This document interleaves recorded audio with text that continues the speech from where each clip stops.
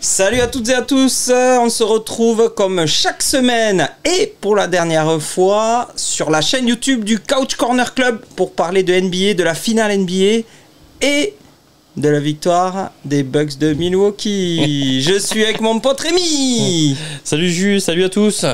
Salut tout seul. Et alors, vous l'entendrez pas, mais nous on le voit. Et je peux vous dire qu'à 39 degrés, c'est quelque chose. Il est toujours là, c'est Marc Lavoie. Attention, et voilà, vous l'avez pas entendu. Bon, mon petit Rémi, au menu, mais alors un menu, s'il te plaît, léger. Parce que là, on a de la fièvre, il fait 39 degrés. Oh, je sens que t'as pas digéré, toi, les finales. En plus, oui. Alors que moi, tu vois, je profite, je kiffe ma life. Lunettes de soleil, la petite serviette. J'ai fait toute la soirée avec PJ Tucker. On a écumé tous les bars. Pierre-Jean Tocard, ouais. Non, mais c'est pour ça, j'ose pas montrer ma tête et mes yeux parce que j'ai des balises pas possibles à cause de la night. Allez, donc, voilà. C'est parti. Bon, alors merci. Alors, d'abord, merci à tous ceux qui nous suivent, à nos abonnés, nombreux. On ne pourrait pas les faire rentrer dans le studio tellement qu'on en a. C'est quand même sympa. Merci à tous. N'oubliez pas le pouce, de vous abonner, de faire passer à vos copains, à vos tantes, à vos oncles. Un max de commentaires. Ouais. Même aux mecs de Reims, aux mecs de Roubaix, Tourcoing. Là où il fait frais.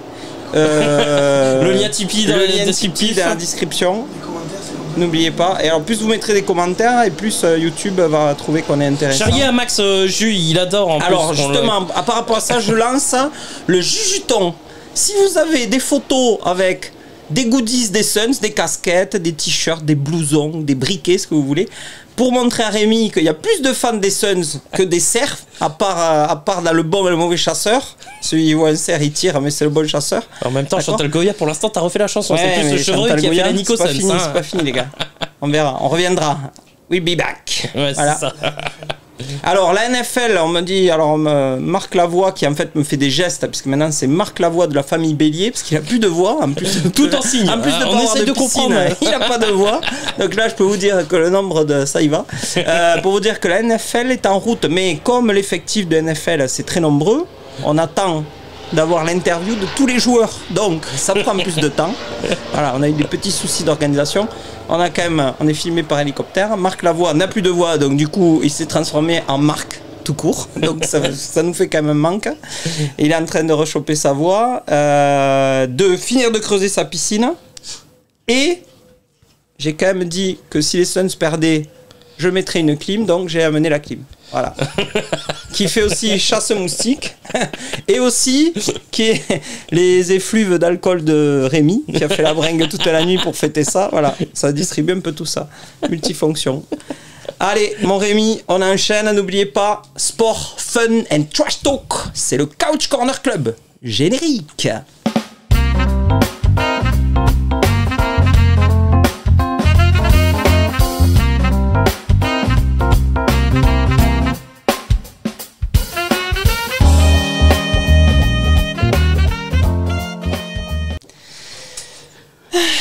Je pense, je vais essayer, à partir de maintenant, je vais plus dire ni Suns, ni Phoenix, ni CP3, ni Booker, ni Ayton. On voit vraiment qu'il fait 39 degrés, quoi. J'ai de la fièvre. Je vais faire une émission sans ça. Je vais essayer. Voilà. Ça va être compliqué, hein.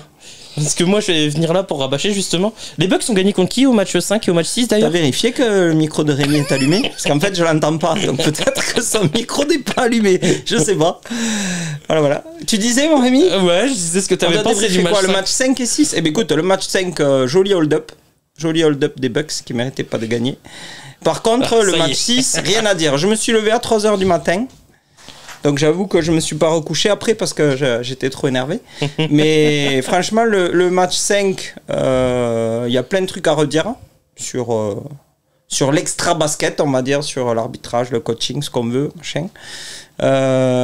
Les Bucks sont allés se le chercher, mais ça veut pas dire qu'ils le méritaient. Par contre, au match 6, c'est le style de match où tu peux faire 8 cartons, 10 cartons, 12 cartons, tu peux revenir le lendemain. Le résultat, ce sera le même. Donc voilà, le match qu'il fallait pas perdre, ils se le sont gagnés, les Bucks, franchement, rien à dire. Middleton, on se posait la question de savoir s'il était bon, pas bon. Voilà, finalement, il a été bon dans les 2 matchs où il fallait marquer des points et les points à la fin. C'est lui qui met les daggers décisifs, c'est lui là, on est qui tue à chaque fois. Donc, il a fait vraiment, comme disaient les Américains, pas combien tu marques, mais quand tu marques. Voilà, donc c'est ça. Nickel. Quand t'es en finale, on s'en fout de tes stats. C'est les paniers les plus importants, c'est ceux que tu mets à la fin.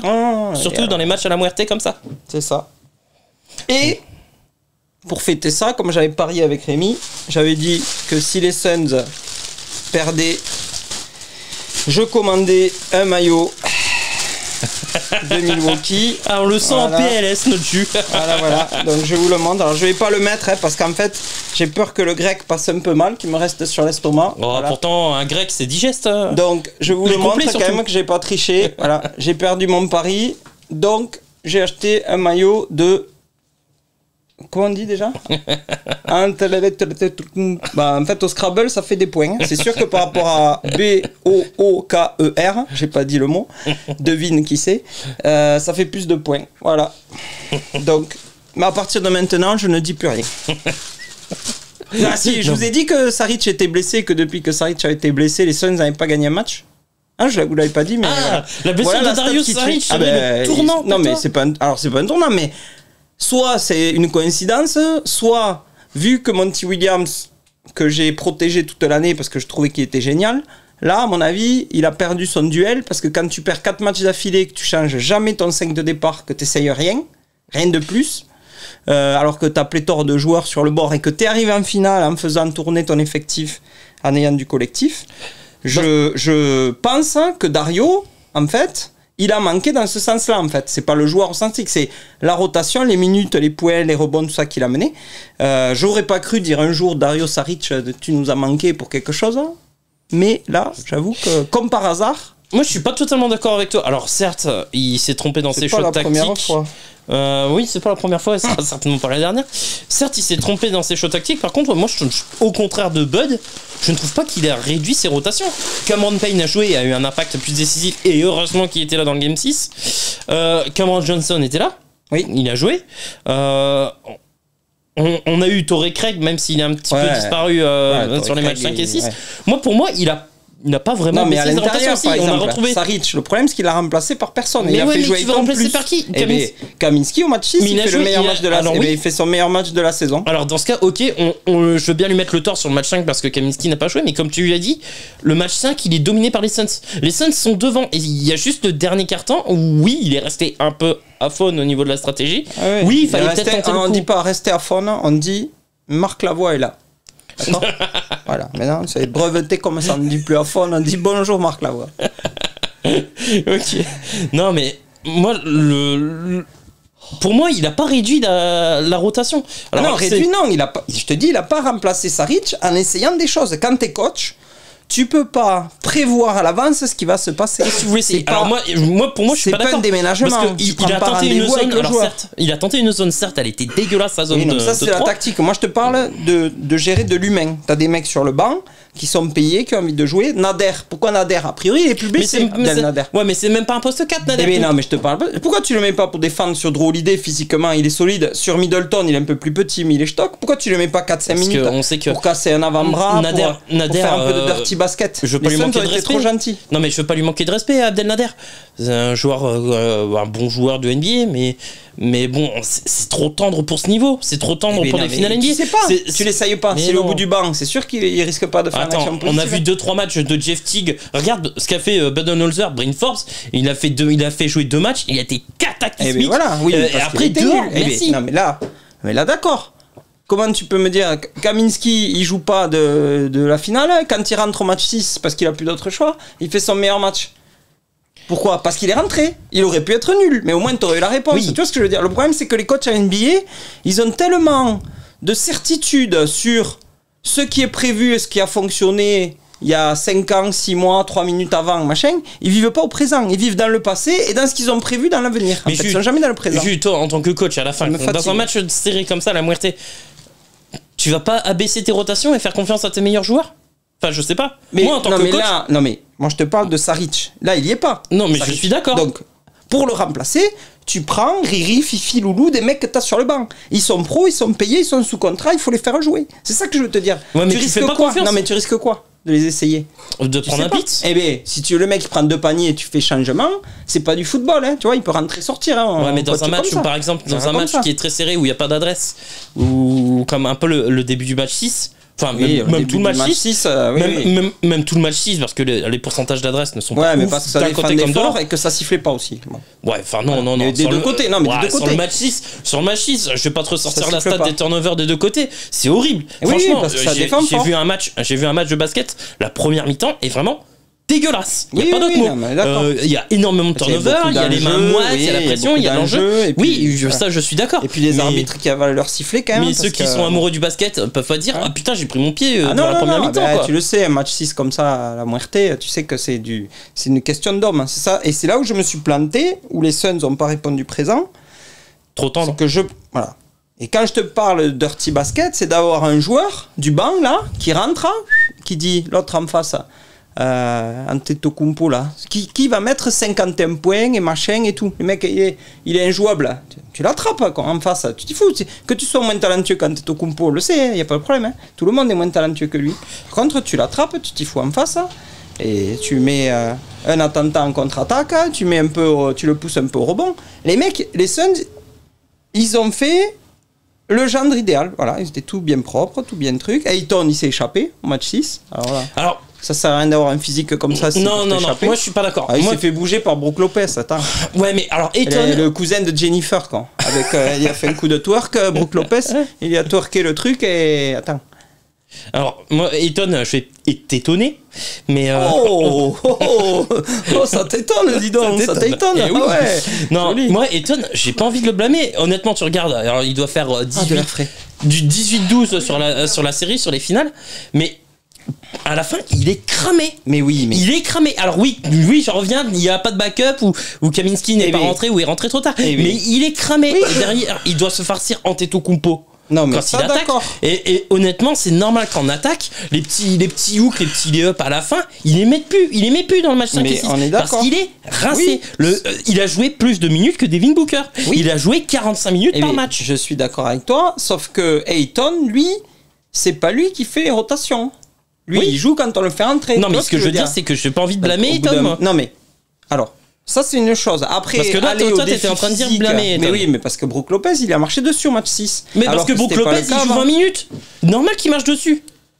Et c'est en ça que Budenholzer a été meilleur au niveau des rotations, de l'utilisation de son roster que Monty Williams. Alors dans ses rotations, ok, vite fait, parce qu'il en a que 7 de rotation. Oui, il joue qu'avec 7 joueurs. Oui, mais parce qu'il a un double MVP, donc ça tu peux pas comparer. Aux Suns, quand tu fais rentrer Cameron Payne et Cameron Johnson, ça fait une chute, même s'ils sont très bons, comparé à Antetokounmpo, parce qu'autant je l'ai taillé en disant un MVP qui fait 40% au lancer franc, c'est pas un MVP, autant sur le match 6, il fait 18 sur 19, voilà, il n'y a rien à dire.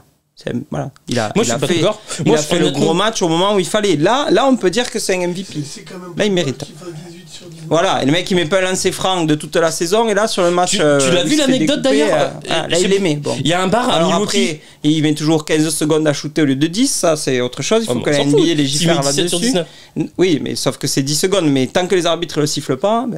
Je sais pas si t'as vu l'anecdote d'ailleurs, il y a un bar à Milwaukee qui proposait à chaque lancer franc réussi dans Antetokounmpo de payer la tournée à tous les clients. Ils ont fermé, non? Au match 6, ils ont dû fermer. Ils sont arrivés à une facture de quasiment 4000 boules. Ah ouais, là c'est clair. Parce que à 17 sur 19, il y avait 40 clients, ils sont arrivés à 4000 boules au niveau de la facture. C'est clair, là tu t'as plus soif. Carrefour ou Leclerc il y a quelques années. Marc Lavoie nous parle, hein, chers amis. Donc, ouais, alors je vais vous faire donc. Il y a Carrefour ou Leclerc, non mais dis-le vraiment, il y a Carrefour ou Leclerc il y a quelques années. Apparemment, ils avaient offert les grandes distributions. Une télé. Ouais. Et si la France avait gagné la Coupe du Monde, ils t'offraient la télé. Ah oui. Ah oui. Et ouais, c'est l'année, le grossiste l'avait fait, avec l'achat de télé. Donc ouais, Carrefour qui proposait c'est une télé. La télé, et si la France gagnait la Coupe du Monde, ils remboursaient. Voilà, d'acheter la télé chez eux, et si la France gagnait la Coupe du Monde, ouais, c'est ça. Ouais, remarque cette année, ils ont pu le faire, c'est bien. Ils se sont rattrapés sur cette année. Là c'est bon, là. Il fallait avoir le nez creux. C'est ça les paris. Par exemple, le match 6, j'avais fait 5 paris. Eh bien, je les ai eu les 5 derrière. Après, moi, je suis pas de nature à dire je vous avais prévenu. Oh, si, quand même, en fait, je vous l'avais dit en fait que cette série ressemblait vraiment à une série façonnette. Oh là, à partir du moment. Oh, le mec, je vous l'avais dit quoi. Le prof de maths quoi.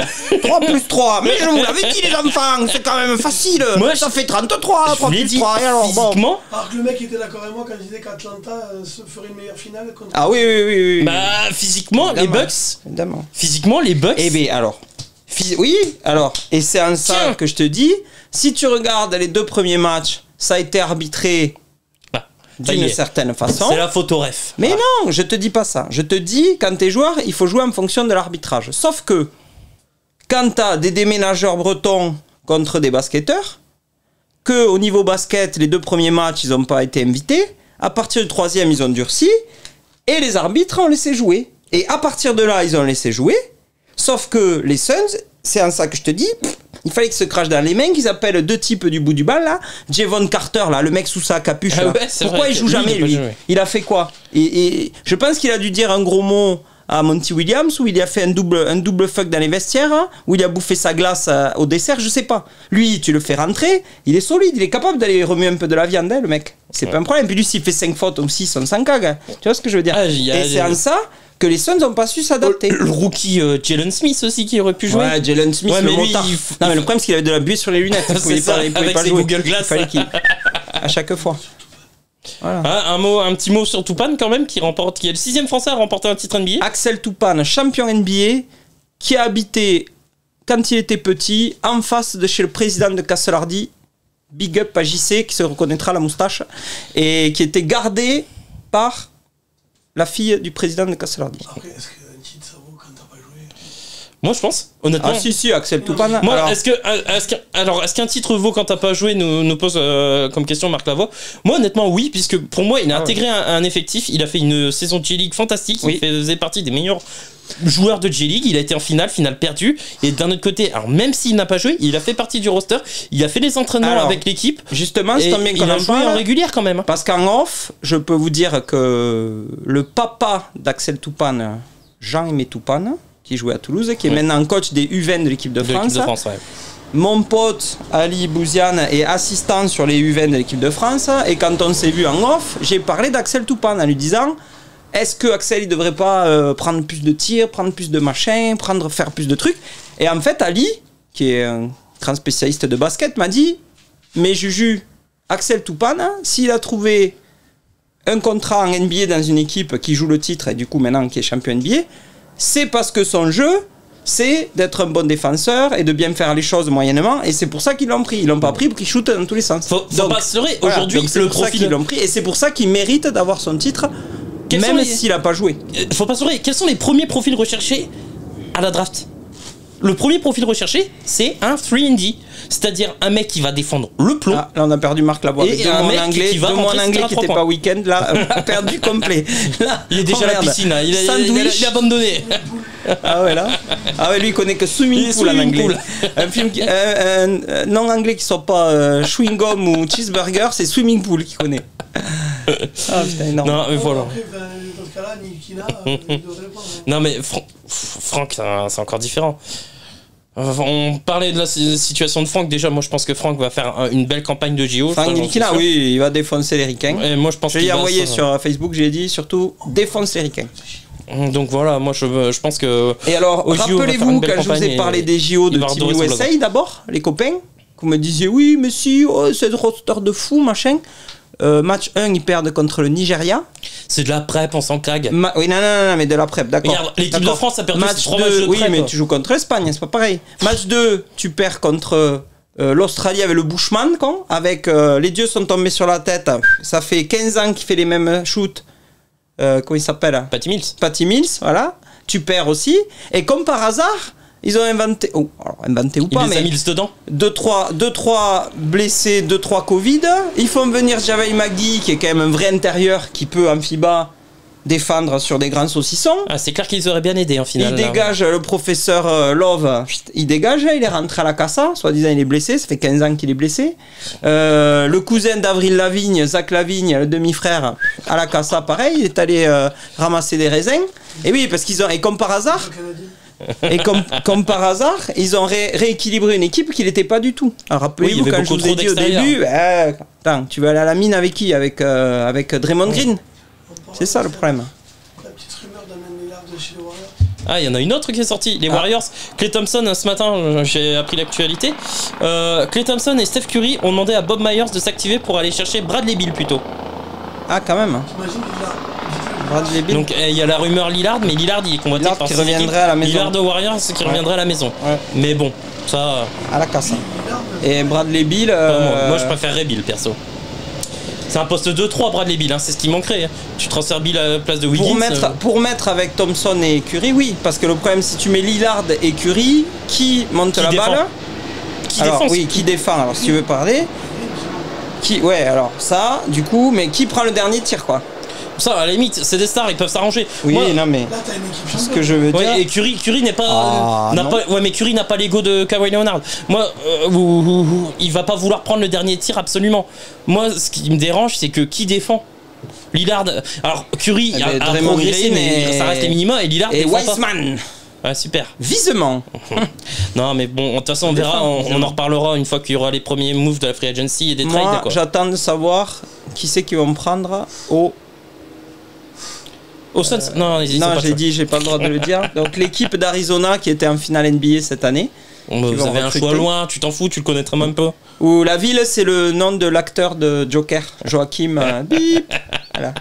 J'ai failli d'ailleurs prendre mon flingue pour vous faire un truc comme dans le Joker, mais là je me suis dit que. Oh, le forceur de 25 ans de tôle pour vous, ça méritait pas quand même. Bon, tu veux pas nous cracher un petit allez Giannis et bravo les Bucks? Attends, j'ai déjà. Alors, regarde, là je peux pas faire plus. Hein. Bravo à Antetokounmpo, bravo mon petit poulet, et merci quand même aussi aux gens qui.